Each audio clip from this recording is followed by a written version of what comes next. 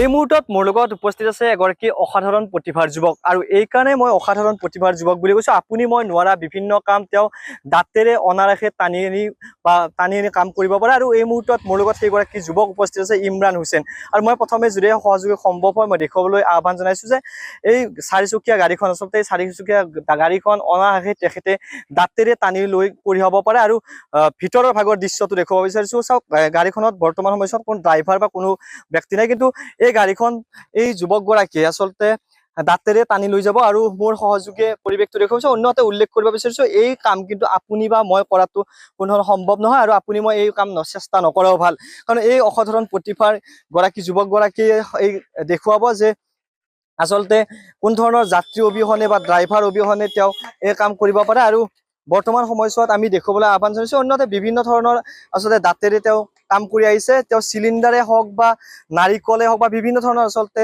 কাম দাঁতেৰে তেওঁ অনাহে টানি লৈ যায়। আৰু এই মুহূৰ্তত আমি এই ৰাজপথৰ দৃশ্যটো দেখুৱাইছো। ৰাজপথত আচলতে কোনো ধৰণৰ ড্ৰাইভাৰ অবিহনে দাঁতেৰে এডাল ৰছী লগাই এই মুহূৰ্তত যুৱকগৰাকীয়ে অনাহে গাড়ীখন টানি লৈ যোৱা থকা দেখিবলৈ পোৱা গৈছে। আমি কথা পাতিম তাৰ পূৰ্বে কিছু দৃশ্যাংশ দেখুৱাব বিচাৰিছো। যিহেতু এই যে অসাধাৰণ প্ৰতিভাৰ যুৱকগৰাকীয়ে কেতিয়াৰ পৰা এনেধৰণৰ কাম কৰিছে মই কথা পাতিম। আপোনালৈ প্ৰথমতে অভিনন্দন জনাইছো। আচলতে আপুনি বিভিন্ন ধৰণৰ অসাধাৰণ কাম কৰি আহিছে, কেতিয়াৰ পৰা কৰে? ধন্যবাদ, নমস্কাৰ। মই প্ৰথমে মই নিউজ 18ক ধন্যবাদ জ্ঞাপন কৰিছোঁ। এই কামটো মই প্ৰায় 7-8 বছৰৰ পৰা কৰি আহিছোঁ। মোৰ কোনো প্ৰশিক্ষণ নোহোৱাকৈ এই কামটো কৰিছোঁ। প্ৰথম মই যেতিয়া টানিছিলোঁ সৰু সৰু বস্তুৰ পৰা মই চেষ্টা কৰিছিলোঁ আৰু সেই চেষ্টা কৰি কৰি কৰি আজি মই চাৰিচকীয়া বাহন, বলেৰো, AC গ'ল্ড, আপোনাৰ মাৰুতি টানিছোঁ, নাৰিকল চিলাইছোঁ, ৱেইট লিফ্ট কৰিছোঁ প্ৰায় 75 কিলো। কিমান ওজন দাঙিব পাৰে? 75 কিলো। আৰু নাৰিকল চিলাইছোঁ, গেছ চিলিণ্ডাৰ মই দাঁতেৰে দাঙিছোঁ। এনেকুৱা বিভিন্ন ধৰণৰ বস্তু দাঙিবলৈ চেষ্টা কৰিছোঁ। আপুনি ক'ৰবাত এই সম্পৰ্কত বা এই কোনো প্ৰশিক্ষণ লোৱা নাই বুলি ইতিমধ্যে ক'ত আপুনি এই প্ৰদৰ্শনী কৰিছে নে কিবা কৰিছে নেকি? হয়, এই মই এটা ৰিয়েলিটি শ্ব' কৰিছিলোঁ প্ৰাগ নিউজত, পৰিচয় ছিজন 2 বুলি। তাত শ্ব' কৰিছিলোঁ। তাত মই ফাইনেললৈ যাবলৈ সক্ষম হৈছিলোঁ। তাত মই বহুত বস্তু দাঙিছিলোঁ। তাত মই চাৰিচকীয়া বাহন দাঙিছিলোঁ, নাৰিকল 3টা, প্ৰায় 80 ছেকেণ্ড মানত মই চিলাই দিছিলোঁ। বিভিন্ন যিটো অসাধাৰণ কাম কৰে আপুনি ইয়াত কৰবাৰ ওচৰে পাজৰে হওক বা বিভিন্ন প্ৰান্তত প্ৰদৰ্শনীও দেখাইছে নেকি আমি দাঁতেৰে টানোৱা? 2-এখন মই বিহুত দেখুৱাইছিলোঁ। আমাৰ গাঁৱৰ গুৱাগুচিত এখন বিহু হৈছিলে, তাত মই নাৰিকল চিলাইছিলোঁ।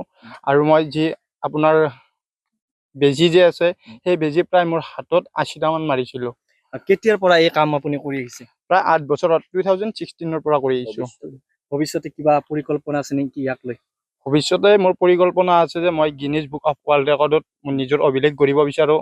তাৰ পৰা মই আৰু ট্ৰাই কৰিম, যিহেতু মই গট টেলেণ্টৰ দৰে এটা ভাল ৰাষ্ট্ৰীয় টেলিভিছন চেনেলতো এনে প্ৰদৰ্শন কৰিব বিচাৰি। হয়, মই চেষ্টা কৰি যাম। চেষ্টাৰ অসাধ্য একো নাই। চেষ্টা কৰিলে কেতিয়াবা সফল হ'ম বুলি মই ভাবোঁ। আপুনি যিহেতু এই দাঁতেৰে সকলো কাম কৰে, এই সম্পৰ্কত আপোনাক ঘৰৰ মানুহে কেতিয়াবা কিবা কয় নেকি? যিহেতু আপুনি এদিনতে এইসমূহ কাম কৰিব হয়তো পৰা নাই, লাহে লাহে কৰিছে, ঘৰৰ মানুহে কিবা কয় নেকি? কেতিয়াবা ঘৰৰ মানুহে ইমান অসুবিধা নিদিয়ে। কেতিয়াবা মোক কৰিবলৈ বাধা দিয়ে যদিও মই কেতিয়াবা মনে মনে কৰোঁ। কৰাৰ পিছতো মোক কিছুমান টেলিভিছনৰ দ্বাৰা দেখা পায়। ইমান অনুশীলনটো কেতিয়া কৰে আপুনি? ঘৰত কেতিয়া কৰিছিল? হয়, মই ৰাতিপুৱা কৰিছিলোঁ, যেতিয়া কোনো মানুহ নুঠে তেতিয়া মই অনুশীলন কৰিছিলোঁ। আমাৰ দাদাৰ এখন বলেৰো পিকআপ আছে। সেই যেতিয়া প্ৰথম বলেৰোখন টানিছিলোঁ প্ৰায় 14 দিন মান লাগিছিলে। 14 দিনৰ পিছত ট্ৰাই কৰি মই তাত ছাকচেছ হৈছিলোঁ। আৰু কি কি টানিব পাৰে? বাইক টানিছিলোঁ মই 8খন বাইকত 16জন যাত্ৰী বহুৱাই মই বাইক টানিছিলোঁ। প্ৰাগ নিউজ পৰিচয় ছিজনটোত এখন ট্ৰলিত মই 16জন মানুহ একেলগে টানি দিছিলোঁ। ভৱিষ্যতৰ পৰিকল্পনা ইতিমধ্যে ক'লে, আৰু কিবা নতুন কেতিয়াবালৈকে আৰু কিবা টানাৰ পৰিকল্পনা আছে নেকি? নতুন কিছুমান কাম মই চেষ্টা কৰি আছোঁ। সেইকেইটা মোৰ হ'লে মই নিজে আপোনালোকৰ মাজত দেখুৱাম। যিহেতু মই এতিয়া বলেৰো চলেৰো টানিলোঁ, এতিয়া আল্ট্ৰা বাছ মই ট্ৰাই কৰি আছোঁ। নিশ্চয় তাতো মই ছাকচেছ হ'ম বুলি। বৰ্তমান অধ্যয়ন কৰি আছে নে অন্য কিবা? এতিয়া মোৰ অধ্যয়ন কৰা শেষ হ'ল বাৰু, ঘৰত এতিয়া এনেই আছোঁ। নিশ্চিতভাৱে ধন্যবাদ জনাইছোঁ। আৰু এইগৰাকী যুৱক হৈছে ইমৰান হুছেইন। আৰু গুৱাগুচি গাঁৱৰ ইমৰান হুছেইনে প্ৰায় 8 বছৰ ধৰি এনেধৰণে আচলতে বিভিন্ন ধৰণৰ কাম কৰি আহিছে। মই পুনৰবাৰ উল্লেখ কৰিছোঁ, আপুনি মই নোৱাৰা বিভিন্ন কাম তেওঁ দাঁতেৰে অনায়াসে টানি আনিব পাৰে। সেয়া চাৰিচকীয়া বাহনেই হওক, বাইকেই হওক বা বিভিন্ন ধৰণৰ ইতিমধ্যে তেখেতে উল্লেখ কৰিছে।